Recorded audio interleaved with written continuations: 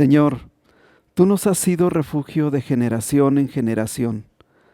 Antes que naciesen los montes y formases la tierra y el mundo, desde el siglo y hasta el siglo tú eres Dios. Salmo 90 del 1 al 2. Hermanos, es una bendición estar nuevamente reunidos a través de estos medios, con el único propósito de adorar y alabar a nuestro Dios. Les voy a invitar, hermanos, que inclinemos nuestro rostro para hacer una oración y pedirle a nuestro Padre Celestial su dirección en este servicio. Bendito Padre, desde donde estamos clamamos a ti, Señor, Rey de Reyes y Señor de Señores, rogándote, bendito Dios, de tu dirección, no solamente en este servicio, sino que también dirijas nuestras vidas. Te rogamos, Señor, que hoy nos bendigas con tu palabra y también te pedimos humildemente que atiendas, Señor, a la voz de nuestros himnos, Señor, de nuestros cantos. Te agradecemos en esta hora, bendito Padre, en el nombre de Jesús. Amén. Hermanos, desde sus casas quiero invitarles a que abran sus escrituras y vayamos al Salmo número 19. Vamos a darle lectura a los versículos del 1 al 14. Salmo 19, versículos del 1 al 14. La palabra del Señor dice así: Los cielos cuentan la gloria de Dios, y el firmamento anuncia la obra de sus manos. Un día emite palabra a otro día, una noche a otra noche declara sabiduría. No hay lenguaje ni palabras, ni es oída su voz. Por toda la tierra salió su voz, y hasta el extremo del mundo sus palabras. En ellos puso tabernáculo para el sol. Y éste, como esposo que sale de su tálamo, se alegra cual gigante para correr el camino. De un extremo de los cielos es su salida, y su curso hasta el término de ellos, y nada hay que se esconda de su calor. La ley de Jehová es perfecta, que convierte el alma. El testimonio de Jehová es fiel, que hace sabio al sencillo. Los mandamientos de Jehová son rectos, que alegran el corazón. El precepto de Jehová es puro, que alumbra los ojos. El temor de Jehová es limpio, que permanece para siempre. Los juicios de Jehová son verdad, todos justos. Deseables son más que el oro, y más que mucho oro afinado, y dulces más que miel, y que la que destila del panal. Tu siervo es además amonestado con ellos. En guardarlos hay gran galardón. ¿Quién podrá entender sus propios errores? Líbrame de los que me son ocultos. Preserva también a tu siervo de la soberbia. Que no se enseñoreen de mí, entonces seré íntegro y estaré limpio de gran rebelión. Sean gratos los dichos de mi boca y la meditación de mi corazón delante de ti, oh Jehová, roca mía y redentor mío. Hermanos, enseguida ahora tendremos un espacio de adoración. Vamos a entonar 2 himnos con ayuda de nuestra hermana Sofi. Mirad cuán bueno y cuán delicioso es habitar los hermanos juntos en armonía. Es un motivo de gratitud al Señor que aún en medio de estos tiempos, a la distancia, podemos unirnos en un mismo espíritu. Alabemos al Señor con este canto.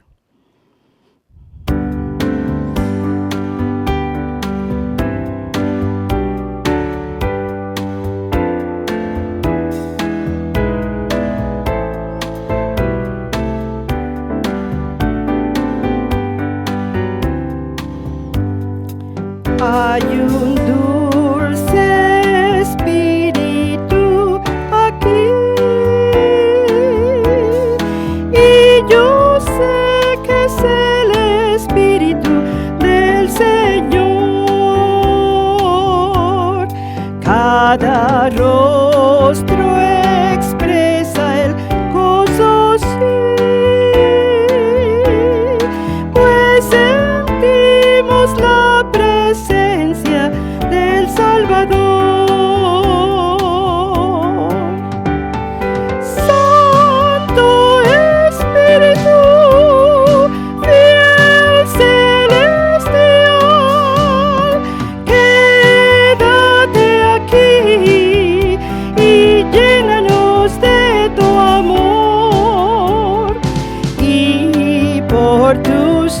obras te damos hoy honor, y sin dudar yo sé que nueva vida en ti tendremos siempre aquí. Bendiciones puedes recibir si le entregas fiel tu vida a tu Salvador. Eres tú dichoso al decir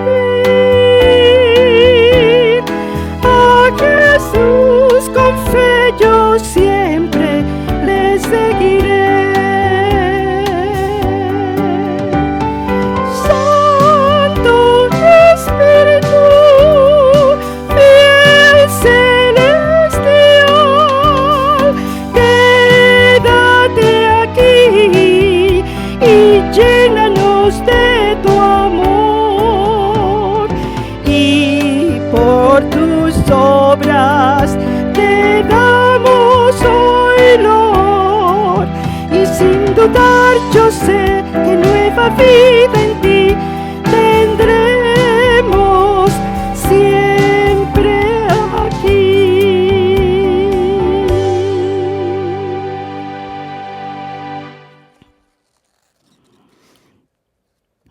La palabra del Señor nos dice en Proverbios 3:5: fíate de Jehová de todo tu corazón para andar con Jesús.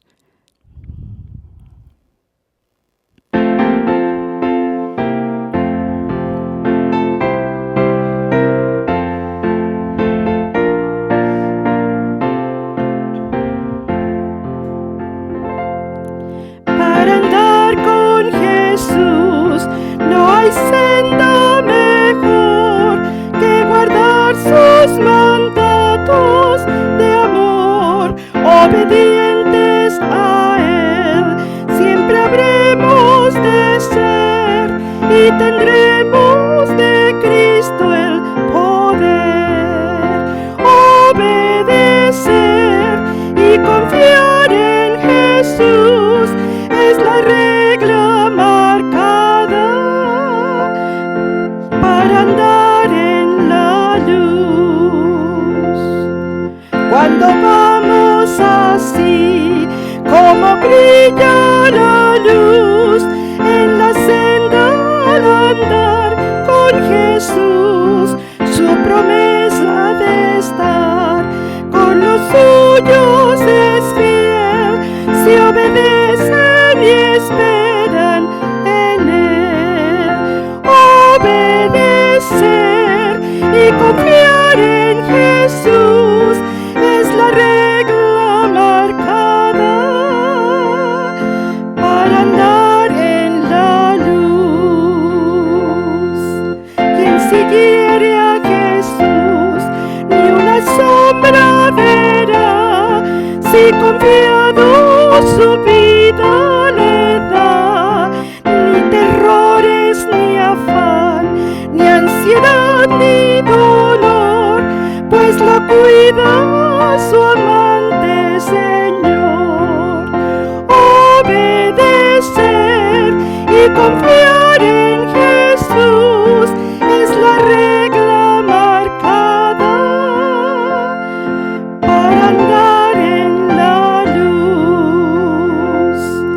Mas sus dones de amor nunca habréis de alcanzar si rendidos no vais a su altar, pues su paz y su amor solo son para aquel que a sus leyes divinas es fiel.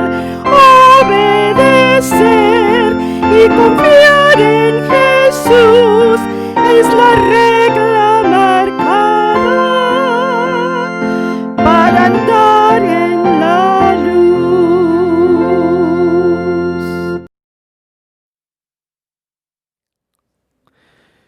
Buenas tardes, hermanos, una vez más. Es un motivo de alegría congregarnos en torno a la palabra de nuestro Dios para meditar en sus enseñanzas. Voy a invitarles por favor que abramos nuestras Biblias en el Salmo 84. Salmo 84, vamos a mantener nuestras Biblias abiertas allí y permítanme dar lectura a esta porción de la palabra de nuestro Dios. La palabra del Señor dice: cuán amables son tus moradas, oh Señor de los ejércitos. Anhela mi alma y aún ardientemente desea los atrios del Señor. Mi corazón y mi carne cantan al Dios vivo. Aún el gorrión halla casa y la golondrina nido para sí, donde ponga sus polluelos cerca de tus altares, oh Señor de los ejércitos, Rey mío y Dios mío. Bienaventurados los que habitan en tu casa, perpetuamente te alabarán. Bienaventurado el hombre que tiene en ti sus fuerzas y en cuyo corazón están tus caminos. Atravesando el valle de lágrimas lo cambian en fuente, cuando la lluvia llena los estanques. Irán de poder en poder y verán a Dios en Sión. Señor, Dios de los ejércitos, oye mi oración. Escucha, oh Dios de Jacob. Mira, oh Dios, escudo nuestro, y pon los ojos en el rostro de tu ungido, porque mejor es un día en tus atrios que 1000 fuera de ellos. Escogería antes estar a las puertas de la casa de mi Dios que habitar en las moradas de maldad. Porque sol y escudo es el Señor Dios, gracia y gloria dará el Señor, no quitará el bien a los que andan en integridad. Señor de los ejércitos, dichoso el hombre que en ti confía. Cuando un servidor era no creyente, hermanos, escuché la historia de una mujer cristiana que se casó con un, entre comillas, recién convertido. Ella lo invitó a la iglesia y el hombre empezó a congregarse, manifestó una profesión pública de fe, empezó a relacionarse efectivamente con la mujer y después tomó el curso prematrimonial. Pero el día de la boda, cuando del brazo salían del templo y llegaron a la puerta, el hombre le dijo a la mujer: hoy es el último día de tu vida que pisas tu maldito templo. No fue exactamente así, porque la mujer regresó, pero tuvo que hacerlo después de 20 años. Desconozco los detalles de la historia, pero es evidente que la mujer tenía necesidad de Dios y fue la razón por la que regresó. Hay personas que dejan de congregarse por otras razones, involuntariamente, por razones de trabajo, de salud, por cambio de residencia, etcétera. Pero siendo honestos, también hay quien lo dejan de hacer por falta de madurez. Y no es algo nuevo, pues ya el autor del Epístola a los Hebreos nos decía en el primer siglo, no dejando de congregarnos como algunos tienen por costumbre. Pero en algún momento todo verdadero creyente experimentará hambre y sed de Dios y hambre y sed de la comunión de los santos. Nunca pensé que llegaría el día cuando congregarnos pudiera convertirse en una amenaza contra la vida misma, que un día llegaríamos a decir, ya no por el salmista, sino por nosotros mismos: anhela mi alma y aún ardientemente desea los atrios del Señor. A decir de la tradición judía, Asaf escribió el Salmo 84 inspirado en el exilio de David en Filistea, de donde añoraba volver a la casa del Señor. ¿Cuáles eran las razones de su añoranza? Veamos las respuestas que ofrece el texto. Antes, hermanos, de pensar en las enseñanzas de nuestro pasaje, debemos recordar que hay salmos que impactan de una manera significativa nuestra vida y podemos recordar las vivencias del salmista como en este Salmo 84, pero sinceramente nunca pensé que llegaría el día en que ya no por él sino por nosotros mismos llegaríamos a decir: anhela mi alma y aún ardientemente desea los atrios del Señor. Las razones por las cuales dice esto son cuando menos 3. La primera de ellas es por nuestra necesidad congénita de Dios. Cuando el patriarca Jacob huía de su hermano Esaú, en su camino a la tierra de Harán decidió descansar en un lugar conocido como el almendro o luz en hebreo, lugar al que rebautizó con el nombre de Beit El. La razón del cambio del nombre fue un sueño sumamente perturbador en el que Jacob vio ángeles de Dios que subían y bajaban por una escalera que comunicaba al cielo con la tierra, y el Señor estaba allí también reiterándole las promesas del pacto. En las escrituras hebreas, soñar tiene casi siempre un sentido teológico. De hecho, solamente una vez en el Antiguo Testamento, soñar alude a su sentido natural. Y tal vez por eso, atemorizado, el patriarca despertó diciendo: «¡Cuán terrible es este lugar! No es otra cosa sino casa de Dios y puerta del cielo». Resulta sorprendente que para Jacob el lugar resultara terrible, precisamente porque el Señor estaba allí. Y la única explicación del sobresalto de Jacob sería un temor supersticioso. No estaba del todo errado Marco Tulio Cicerón, quien cuando señaló la diferencia entre religión y superstición, dijo que la religión consistía en honrar debidamente a la divinidad, mientras que la superstición era el temor vacío de ella. Hasta ese momento, estamos hablando de Génesis 28, para el patriarca Jacob, Dios era el Dios de su padre, pero después de Génesis 32, después de su encuentro con Dios en Peniel, las cosas serían muy diferentes. El Dios de Abraham, el Dios de Isaac sería también el Dios de Jacob. Esto me recuerda una enseñanza de la tradición judía, en donde un rabino pregunta por qué la Biblia dice Dios de Abraham, Dios de Isaac y Dios de Jacob, y no simplemente Dios de Abraham, Isaac y Jacob. Y el autor responde diciendo, porque cada uno de ellos debió tener su propio encuentro personal con ese Dios. Pero regresando a nuestro texto, lo que en su momento era terrible para Jacob, para el salmista era amable, es decir, era amado y placentero. El salmista fue tan enfático que decía que su alma anhelaba y deseaba ardientemente los atrios del Señor, y aunque el salmista manifestaba ansia por la casa del Señor, este era solo un símbolo del sujeto superior de su búsqueda. El hermano Jesús Zamora cuenta que su madre vivió en la ciudad de Tampico toda su vida, y cuando él salió de Tampico e iba a la ciudad a visitar a su madre, tenía la oportunidad de hablar con ella, de comer con ella, de platicar con ella, disfrutar ese tiempo con ella. Y narra el hermano Zamora que cuando terminaba su visita y tenía que salir de la casa, al darse la vuelta para abrir la puerta, siempre escuchaba a sus espaldas las palabras Dios te bendiga. Cuando su madre murió y él debió regresar a la casa de su madre, cuando se dio la vuelta para salir de ella, ya no escuchó la bendición materna. Y a sus 90 años dice, me sigue haciendo falta esa bendición. Ese era el espacio, la casa era el espacio donde estaba la persona amada, la persona añorada. Guardando el sentido de proporción, para el adorador el templo era tan solo el símbolo de la comunión con el Dios vivo, un Dios que a diferencia de nuestros amados nunca muere y nunca deja de bendecirnos. Pero los verbos empleados aquí son intensos, son no solo interesantes sino intensos. Anhelar, kasaf, describe la nostalgia de Jacob por la casa de su padre después de estar ausente de ella durante 20 años, dice Génesis 31:30. O describe el deseo del león, como traduce Salmo 17:12, que hambriento desea ser una presa. Si el león es movido por el hambre, el salmista lo era también, solo que a la fiera lo movía el hambre de carne, mientras que al salmista lo movía el hambre de Dios. En otro de los salmos, uno de los autores diría también, Dios, Dios mío eres tú, de madrugada te buscaré, mi alma tiene sed de ti, mi carne te anhela, en tierra seca y árida donde no hay aguas, para ver tu poder y tu gloria, así como te he mirado en el santuario. Por su parte, desear ardientemente, kalá, significa consumirse, como en el Salmo 119:81, donde el salmista declara, desfallece mi alma por causa de tu salvación.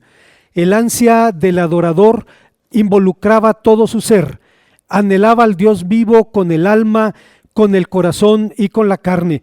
Como Carlos Spurgeon diría, el salmista declara que le es imposible dejar de expresar sus deseos, por lo que empieza a proclamar el anhelo de Dios y de su casa.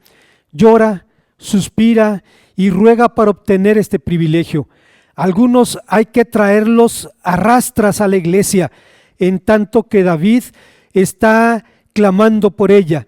No necesitaba escuchar el repicar de las campanas en el campanario para ser inducido a ir a la casa de Dios.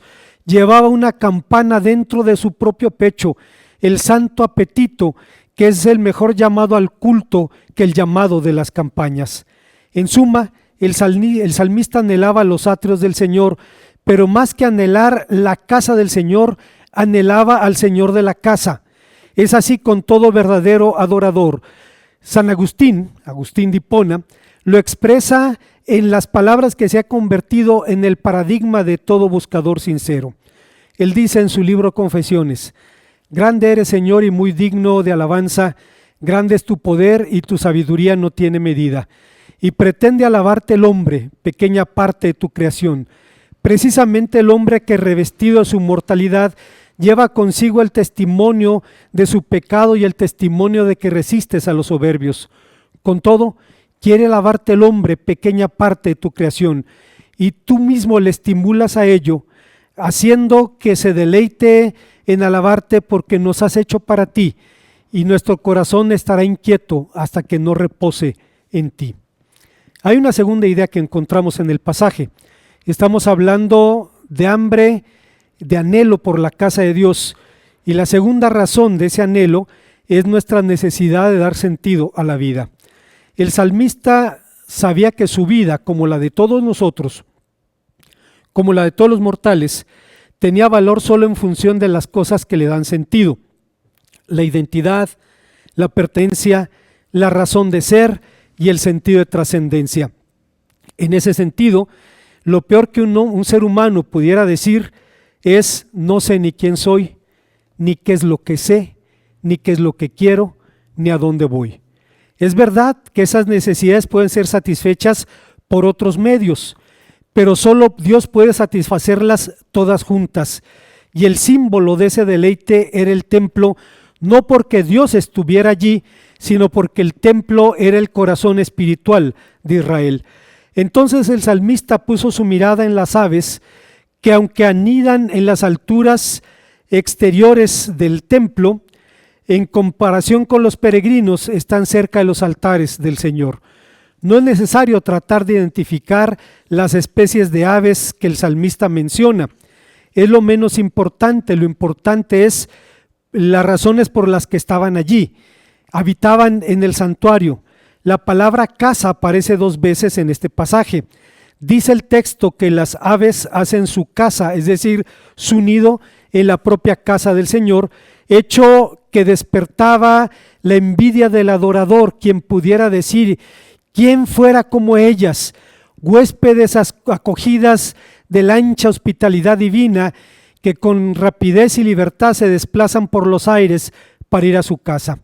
La capacidad de huir de las aves había sido también envidiada por el salmista en el Salmo 55:7, donde en tiempo de crisis diría: ¿quién me diera alas como de paloma? Volaría yo y descansaría en lugares desiertos.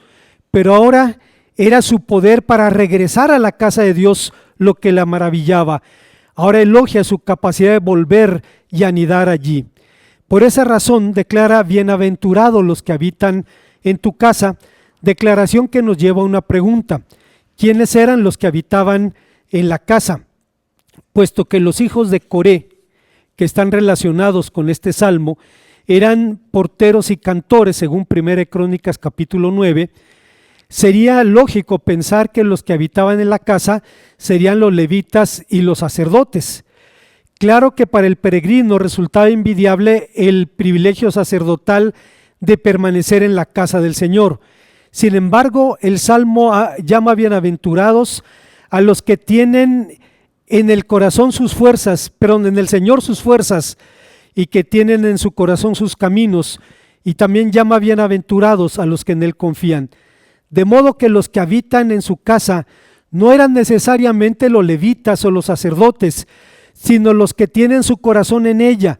Son los que comparten hambre y sed de Dios y de las cosas santas. Para el salmista, la búsqueda de la comunión con Dios no era un asunto de rutina, ni de tradición, ni de costumbre. Era una necesidad vital. Tampoco era un asunto de conveniencia o de buena imagen. Era un anhelo que le consumía. La comunión con Dios y con los santos trae indudablemente muchas bendiciones aparejadas, pero no podemos dejar de escuchar la advertencia que hacía Carlos Spurgeon cuando decía: los gorriones gozan de las ricas provisiones de su tierno cuidado. Dios pensó de antemano en todas las cosas que van a tener necesidad, pero no hay comunión entre ellas y el gran dador. De esto, alma mía, puedes aprender una lección útil. No te quedes nunca satisfecha frecuentando meramente esos lugares o teniendo allí ciertos privilegios, sino que levántate en el espíritu y busca y halla y disfruta la comunión directa con el Dios vivo por medio de nuestro Señor Jesucristo. John Piper, un predicador norteamericano contemporáneo, fue incluso más allá cuando dice algo muy importante. Fíjese usted lo que dice: la adoración es un fin en sí misma. Si lo que transforma el ritual externo en la adoración auténtica es el avivamiento emocional del corazón, entonces la verdadera adoración no tiene que ser un medio para lograr otro fin. Los sentimientos no son así. Los sentimientos genuinos del corazón no se pueden considerar escalones para llegar a otra cosa. La verdadera misión de la adoración no es decir o hacer lo que dice la liturgia. Es un deber interior. Es el mandamiento: deleítate a sí mismo en el Señor, alégrate y gózate en Él, como dicen los Salmos 32 y 37. Obviamente, quien disfruta de estas bendiciones quiere que los suyos lo hagan también. Como cierto comentarista judío dice, el salmista enfatiza que muchos seres vivos poseen un poderoso instinto hogareño que los une a un lugar específico donde se reproducen y cuidan a sus crías. De modo similar, el nido de Israel solo puede estar en los entornos de la morada de Dios. Solamente allí Israel será suficientemente fuerte y seguro para desarrollar su futuro. Como el salmista proclama, irán de poder en poder y verán a Dios en Sión. Hay una tercera y última enseñanza en nuestro pasaje. Estamos hablando del anhelo por la casa de Dios, aunque hemos aclarado que es más bien anhelo por el Dios de la casa. Y la tercera razón de ese anhelo es nuestra necesidad de alabar a Dios. C.S. Lewis, el autor de las Crónicas de Narnia, de quien hemos dicho en otras ocasiones, no solo era un brillante escritor, sino también un profundo pensador cristiano. Dijo que cuando era nuevo creyente, algo le molestaba de los salmos que eventualmente puede incomodarnos a usted y a mí. Y era su constante reclamo para alabar a Dios. A los oídos de un neófito como era C.S. Lewis en aquel tiempo, esto sonaba algo parecido al reclamo de una mujer vanidosa que solo quiere ser alabada. Pero un día descubrió la razón de este reclamo bíblico. Dice C.S. Lewis: así como los hombres alaban espontáneamente lo que sea que valoren, también espontáneamente nos instan a unirnos a ellos en la alabanza al objeto de su adoración. ¿No es encantadora? ¿No fue glorioso? ¿No cree usted que fue magnífico? Cuando los salmistas nos dicen que alabemos a Dios, lo que están haciendo es lo que todos los hombres hacen cuando alaban aquello que les interesa. La única dificultad que yo tenía respecto a la adoración a Dios dependía de que me negaba de algún modo absurdo a relacionar al supremo tesoro y hacer lo que nos deleitamos en hacer, lo que en verdad no podemos evitar con las cosas que valoramos. Creo que nos gozamos al alabar aquello que disfrutamos, porque la alabanza no es una mera expresión del disfrute, sino que lo completa, es su consumación establecida.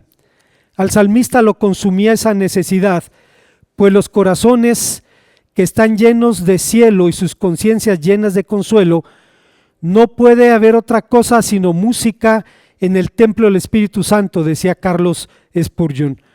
Cuando el hombre de fe se encuentra con Dios y se reencuentra con su vocación existencial, que debemos recordar no es otra sino glorificar a Dios y disfrutar para siempre de Él, lo único que le resta es adorar y alabar a su Hacedor.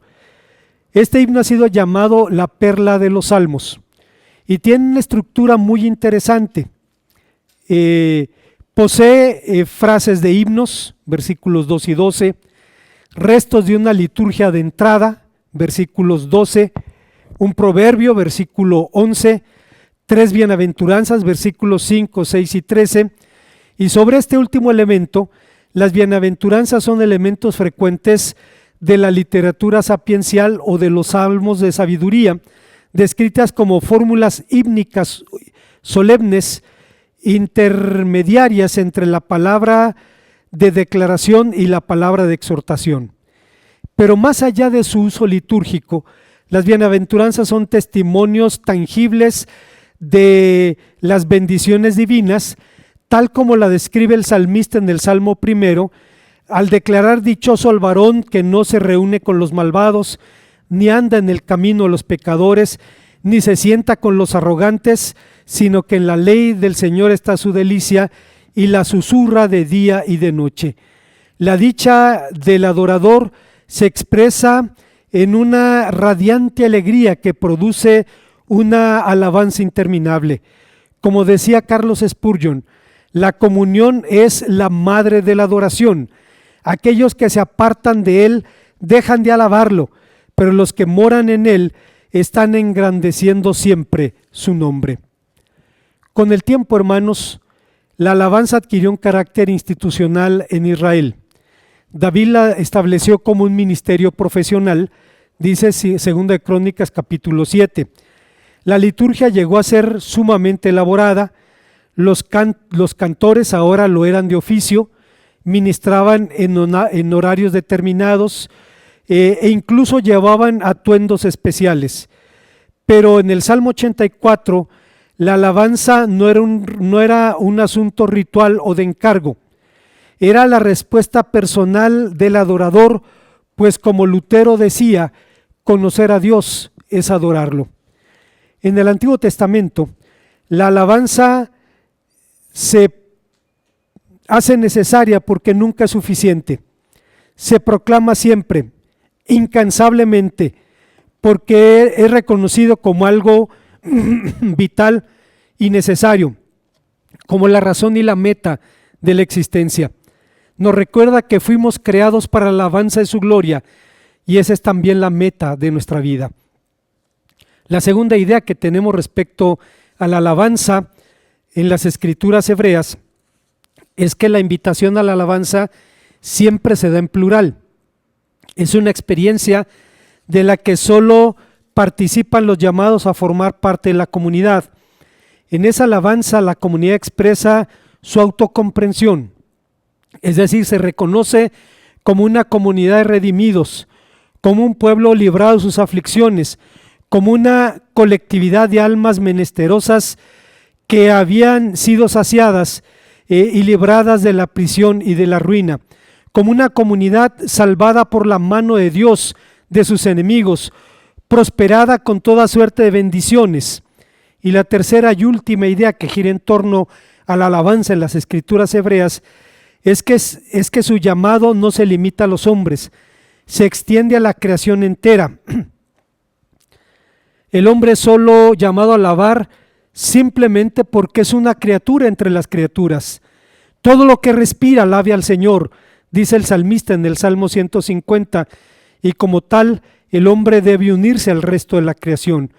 Cuando el adorador alaba a su Dios, se une al culto que le rinden el cielo, el sol, la luna, las estrellas, el fuego, la nieve, el vapor, el granizo, los monstruos marinos, los collados, los árboles, etc. Como conclusión, el Salmo 84 no es un salmo del peregrinaje, como el 121, etc., pero escribe los afanes del adorador en su camino a la morada de Dios. Dice: irán de poder en poder y verán a Dios en Sión. A decir de Luis Alonso Shekel, un hebraísta español recientemente extinto, el texto habla realmente de tres peregrinajes: uno físico, uno espiritual y otro moral.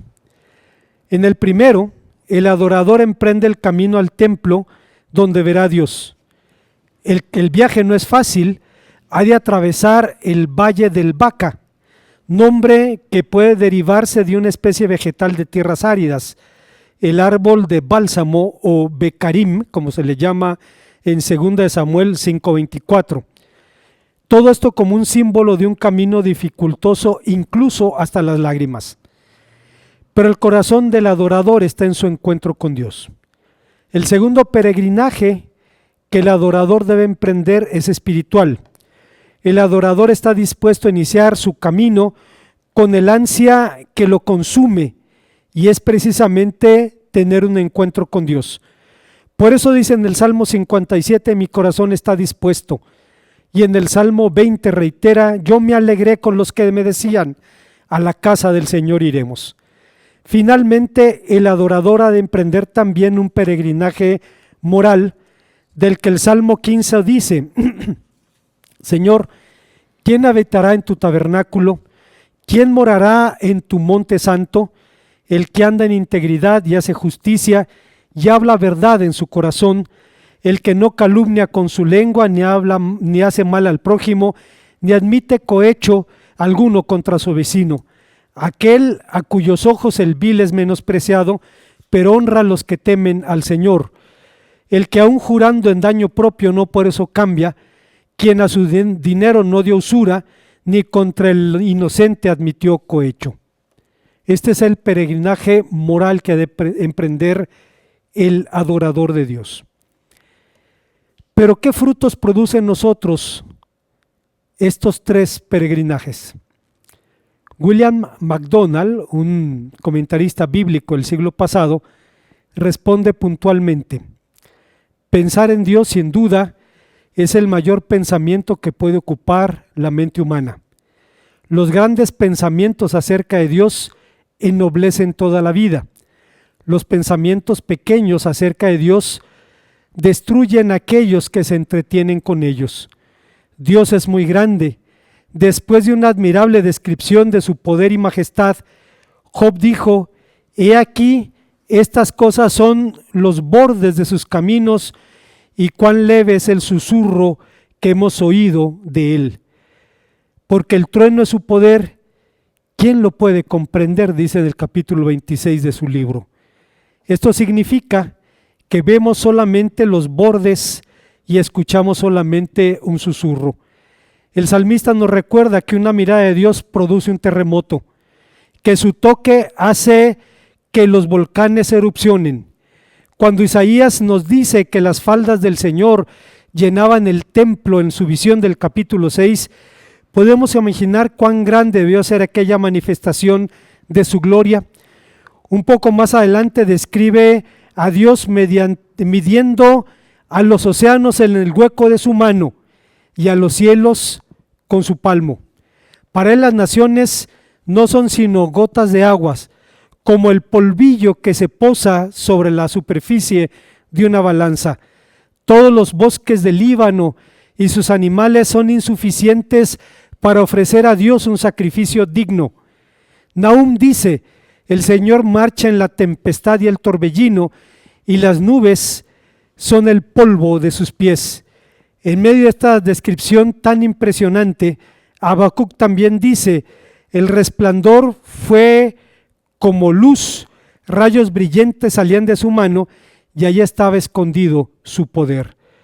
Todo esto nos descubre que el lenguaje humano se derrumba ante cualquier intento por describir la grandeza de Dios.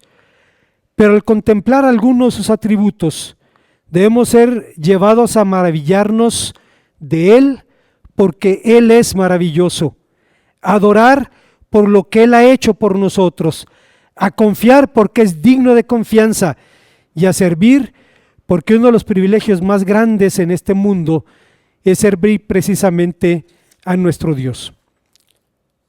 Nunca pensé que llegaría el día en que repetiríamos las palabras del Salmo 84, ya no por el salmista, sino por nosotros mismos, diciendo: anhela mi alma y aún ardientemente desea los atrios del Señor.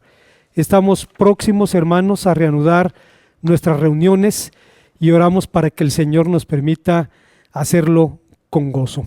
Oremos a nuestro Dios. Gracias te damos, Padre Santo, una vez más porque nos permites meditar en tu palabra y pensar en las cosas que haces, Señor, y cómo mueves nuestro corazón para gozarnos en ti. Permítenos, Señor, volver físicamente a tu casa, aunque tenemos la bendición de acudir a tu presencia cada día en donde quiera que estamos. Te bendecimos, Señor, por todo esto, en el nombre de Cristo nuestro Salvador. Hermanos, gracias a Dios por la palabra de este día. Ahora, pues, con un himno más vamos a adorar a nuestro Dios con ayuda de nuestra hermana Sofi. En medio de estos tiempos nosotros podemos decir con plena seguridad: porque Él vive, triunfaré mañana. Porque Él vive, ya no hay temor.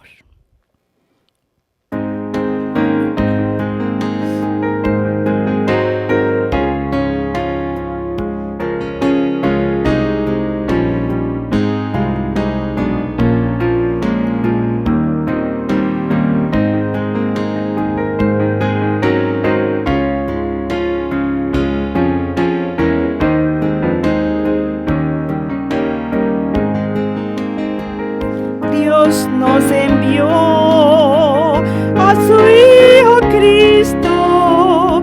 Él es salud, paz y perdón. Vivió y murió por mi pecado.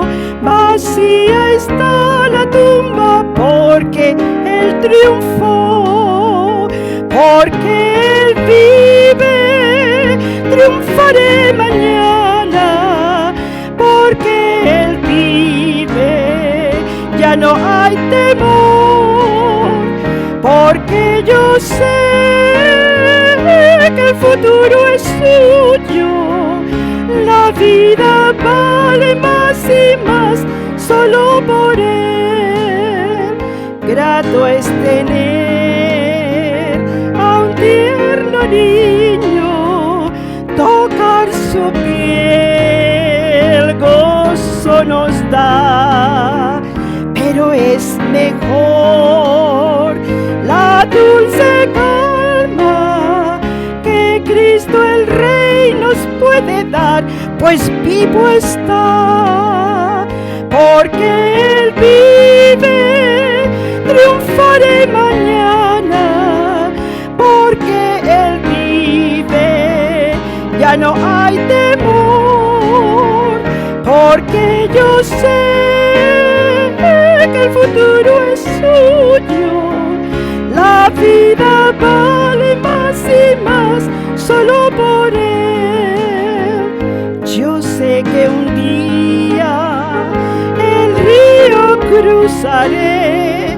con el dolor batallaré, y al ver la vida triunfando invicta, veré gloriosas luces y veré al Rey, porque Él vive, triunfaré mañana, porque Él vive, ya no hay temor, porque yo sé que el futuro es suyo, la vida vale más y más solo por Él.